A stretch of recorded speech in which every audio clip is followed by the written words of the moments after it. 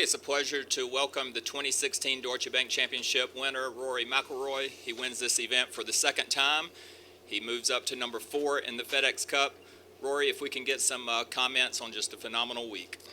Yeah, I think if you had said to me after 3 holes on Friday that I'd be sitting up here addressing you guys as the winner of this tournament, I would have told you to go somewhere, I think. But I mean, it's just incredible, this game, how quickly things can change and how quickly things can turn around. And it's been a great lesson for me this week, not to get down on myself, to stay patient. As I said, after 3 holes on Friday, I was, there was so much going through my head, and none of those things involved sitting beside a trophy at the end of the week. So it's just been incredible. I played some great golf after that. I mean, 19 under par for my last 69 holes on this golf course in these conditions. I'm very proud of myself for that. But I found something in my putting. Obviously, my putting's been the Achilles heel of my game this year, and I tweaked a tiny little tweak on Saturday morning on the putting green, and I saw some putts go in and got some confidence from that, and just went with the momentum, and just really proud of myself that I was able to keep that momentum going, keep the same thoughts and not get negative. If I did hit a bad putt, just really keep staying, kept staying positive the whole way throughout the weekend. And as I said, it's been a great lesson this week for future tournaments if I don't get off to the start that I want. And now good vibes. You won this event in 2012 and then went to Crooked Stick and won the BMW. So just get some comments on heading back to Indianapolis as well. Yeah, excited to get back to Crooked Stick. I mean, it's funny, 4 years on, and I win here, and going back to Indy, where I've great memories from 4 years ago. The golf course may play a little bit different this year. Mightn't be quite as wet, and I know they've made a few changes, but it was a great leaderboard 4 years ago.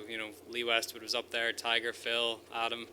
It was a good leaderboard, and to come out on top then was, I remember a lot about that week, and as you said, positive vibes going in there. All right, great. We'll open it up to questions. We'll start right here on the front, and we'll go over to Jeff. Kevin Walsh, CSN, New England. Rory, how do you think growing up in Northern Ireland, which is notorious for having windy conditions, helped you on a day like today? I think it did. I mean, I don't really get home that often anymore, and if it was a day like this at home, I would be reluctant to go out and play. So, yeah, I mean, it does. I mean, I feel like I've become a better wind player as the years have went on. I think that was maybe a criticism of my game early on in my professional career, that I didn't handle the wind so well. But I've shown today and in previous tournaments over the last few years that I'm more than ready to handle the wind that if we do get some. And thanks, Sean. And I think it did. It's something that I've worked hard on. I felt like I hit a lot of really nice little knockdown shots, 3/4 shots this week that definitely helped, kept it under the wind. So, partly to do with where I'm from, but partly just because I've worked on it as well. All right, let's go over here, Ron, and then Jason. Rory, given the way your year's gone, how much of the feeling you have now is excitement, and how much of it may be relief to have gotten over this hump? I think excitement more than relief. I mean, I wasn't getting impatient and trying. I wasn't searching for things, or I know that I hadn't won on the PGA Tour in a while, but over the past 12 months, I've still had 3 wins worldwide. This is obviously the biggest of those 3, but I knew my game was in good shape. I needed to do something with the putting, and I've found something. It's still I still need to keep going with it. It's definitely not the finished article, but it's a big step in the right direction. But just excited with how my game is, and what I've found this week, and hopefully I can keep it going for the next couple of tournaments, but ultimately into the Ryder Cup and trying to get a 4th one of those. All right, let's go Jason and then Rex. Rory, of all the, let's call it critical analysis that you've heard this year, what do you think was the most unfair? Um,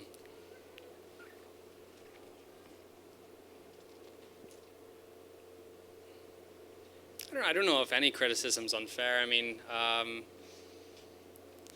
think when people make judgments or criticisms without being educated on the subject that they're criticizing, I think that's like for me getting in the gym, for example. That's one thing that's my pet peeve. Someone that says to me, "You're in the gym too much." The reason that I play at such a high level and hopefully will continue to play at a high level for the next 10 or 15 years is because of the work I did in the gym. If I wasn't in the gym, I wouldn't be here sitting today. I mean, it's a big part of who I am. It's a big part of my success. So that's always, I feel, an unfair criticism. But with my game, I mean, the critics and the analysts and everyone that are out there, they're educated about golf, so that they for the most part know what they're talking about. So anything, a criticism in my golf game, I take it, and I know what I need to work on, and sometimes those people point out the obvious, but I mean, I'd say that's the most unfair criticism I receive is what I do in the gym.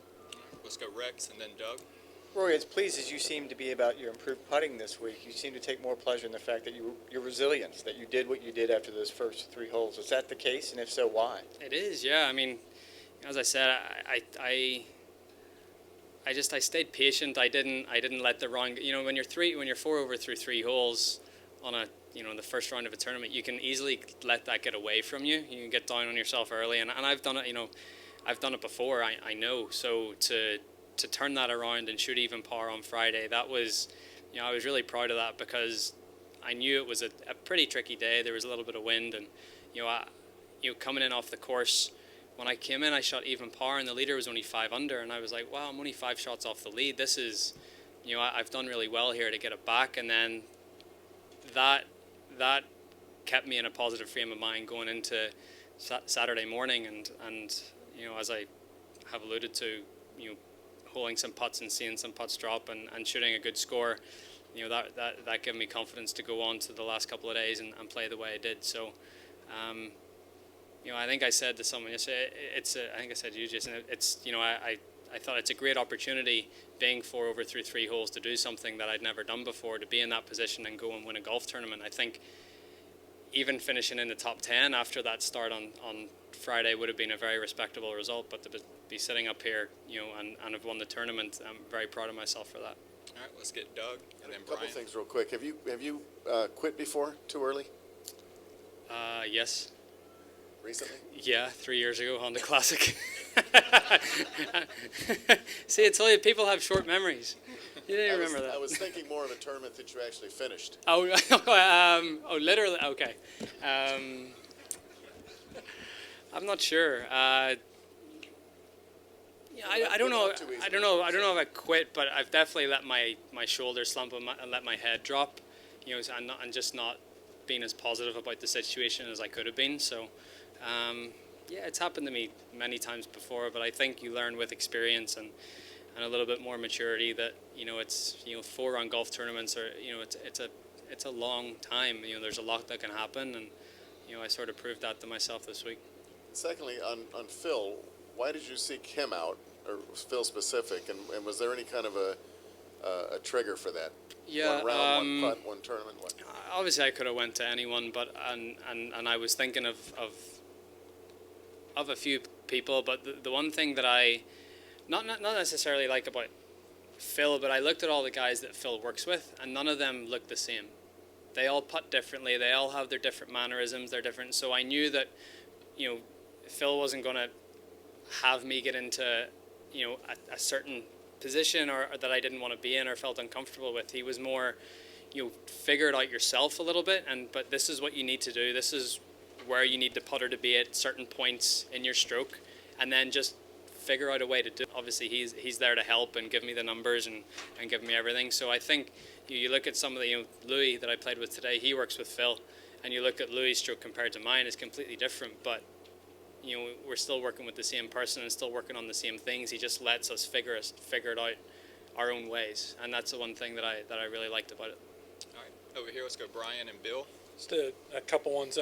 Given the conditions, how would you sort of rank this round compared to some other ones? You know, Quail Hollow comes to mind, some other rounds, and then I'll go with the follow-up. Yeah, it's definitely up there. I thought, you know, with some of the chances I had on the back nine, you know, I missed a good chance on 11, you know, a good chance, decent chance on 13, good chance on 14. Like, it could have been something really special. I mean, I'm not complaining, obviously, but it definitely could have been a 62 or 63 if I had to hold those putts. But it's up there to go out. I mean, 6 shots behind the lead. I didn't know what I needed to do today. I just wanted to go out and play a good round of golf, and you know, hopefully that was going to be enough. And I saw on the front 9, you know, I birdied the 8th and the 9th hole, and all of a sudden I was tied for the lead. So I knew the way the conditions were, I just had to play a solid back 9, and hopefully that would get the job done. I mean, I set my target sort of starting the back 9 at 16 or 17 under par. I thought that was going to get it done, and thankfully I didn't quite need to get to that number. So.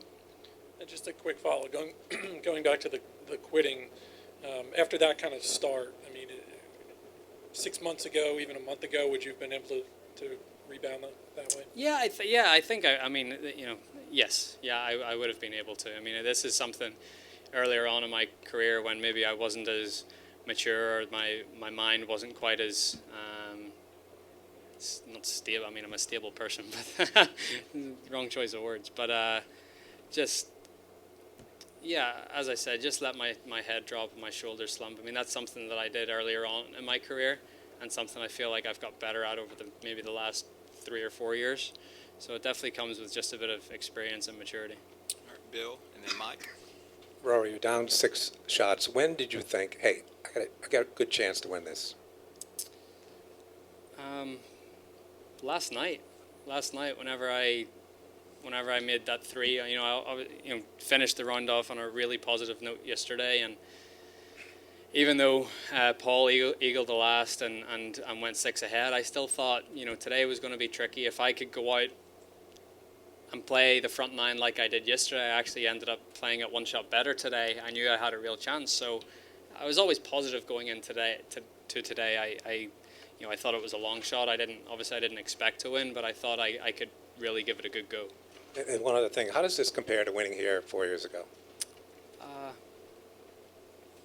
It feels just as good, I guess. You know, it's been 4 years ago I was coming off the back of winning the PGA at Kiowa, and you know, I was in a good run of form, and you know, I haven't won stateside in 16 months, I think it is. So to get my first win in such a a big event, an event that, you know, once the majors were over with for me, I set my goals as FedEx Cup and Race to Dubai. You know, obviously with Ryder Cup there as well, but you know, individually FedEx Cup and Race to Dubai. There were the 2 things that I really wanted to focus in on, and this has given me a real shot at trying to win that FedEx Cup for the first time.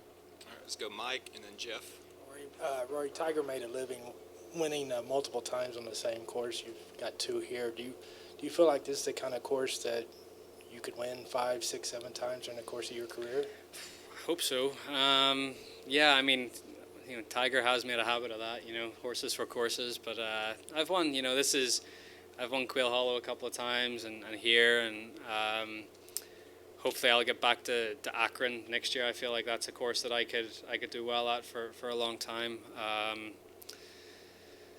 You know, got the PGA coming up next year, Quail Hollow again, so that's another one I'm looking forward to. But yeah, there's certain courses you go to on tour that you just know that, you know, you're going to play well, or you have a good chance of playing well and winning. So hopefully this is one of them. I'd love to be able to come back to Boston each year and have a chance to win. So you know, it's a course that sets up well for me. You know, I say that, you know, most weeks I try to go to courses that do set up well for me, that are, you know, suit long hitters and high ball flights and stuff like that. So I feel like I excel on courses like that, and try to fit my schedule around those, I guess. All right, take a few more, Doug, and then Jeff. I'm sorry for having come in late and probably not paying attention, but what is that belt?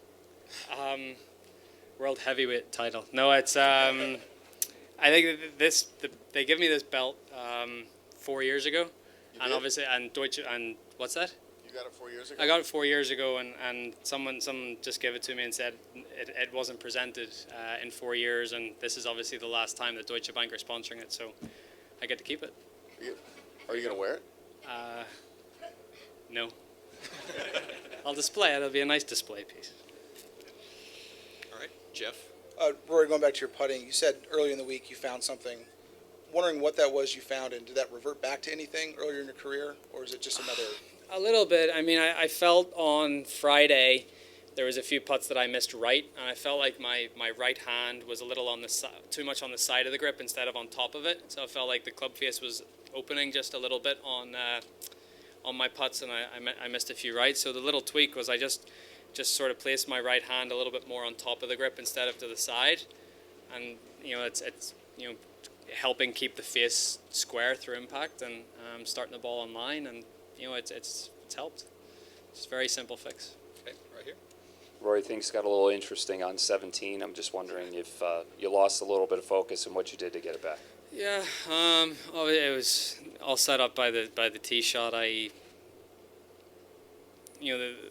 guess I should. I mean, the 16th hole played for me anyway, very much just straight across, which would have meant downwind ever so slightly off the right on 17.